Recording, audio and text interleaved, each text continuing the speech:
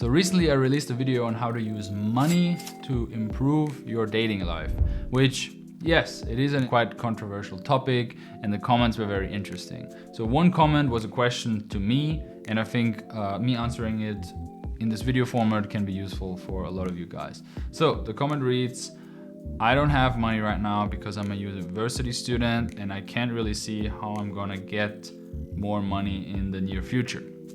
I completely understand the tactic you described about using money to attract women, but it's just not realistic for me right now. What advice can you give me?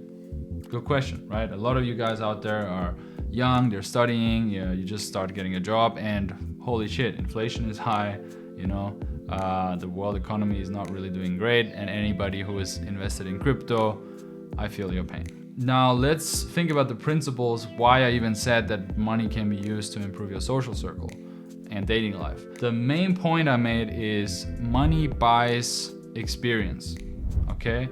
Somebody who has money, he can create events on another level. He can book certain venues. He can provide, great food, alcohol. He can book a DJ that people know about. He can maybe even collaborate with a bunch of his other friends who also have money.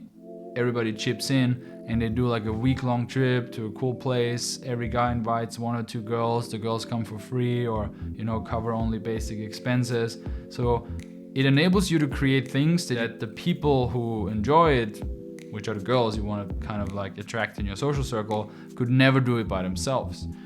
Now, let's take that same principle and do it even without money.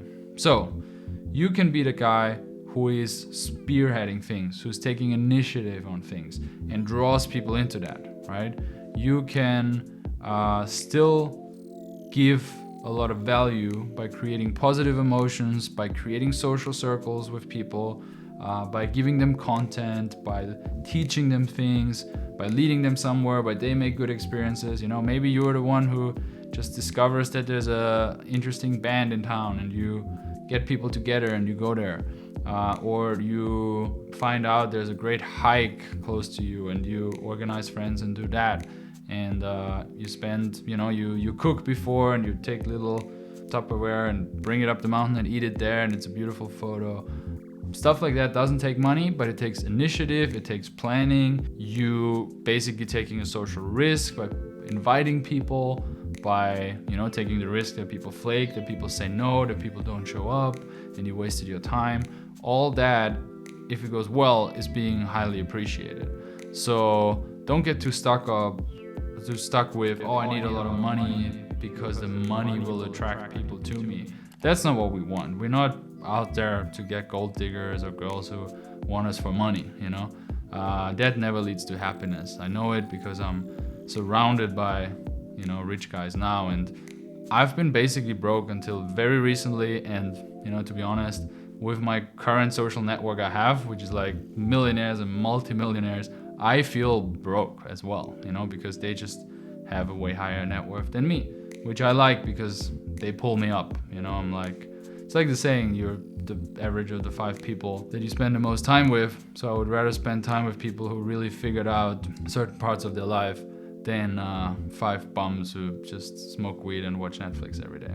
So the point is, we want to create positive emotions in people. We can do that with money, we can do that without money. Obviously money saves often time and struggle, but if you're young, if you're motivated, if you're full of energy, and you're a university student who has a lot of time anyway, you can totally do it without money. Just think, how can you create experiences, positive emotions, how can you take risks that other people don't take, and draw people into that. And I'll let you in on a little secret. There are guys out there who have loads of money. I'm talking 9 figures, $100 million net worth or more, who still don't get it, They still are not using those leverage tools correctly.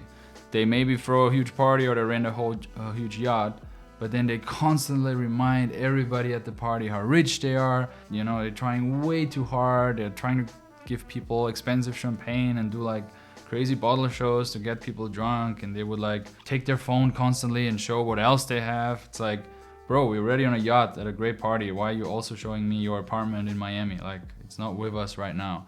And you can just see how desperate those guys are because they're lacking the social skills.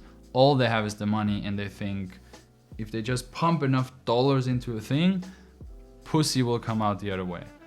And it doesn't work like that. And then it's quite interesting and frustrating for those guys who spend so much money, because there's then, there's obviously staff on those kind of parties.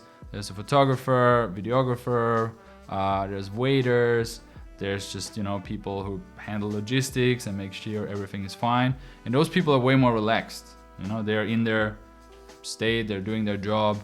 And the girls are then often drawn to the staff, which makes the guys crazy, because they're like, why am I spending all this money for the fucking waiter to get a phone number of this hot French 9 when I spent, I don't know, 500k on this party, of which 100k went to some DJ, because I thought that's when I'm gonna attract pussy. Anyway, my point is, you doing this without money is a great practice for later, because money alone won't do it. And I've seen it many times. I've seen guys try and trying it in a toxic way. So you practicing being a good host, being a good leader, making people feel comfortable, that's skills that you're gonna need for the rest of your life to get women and to make great friendships with men.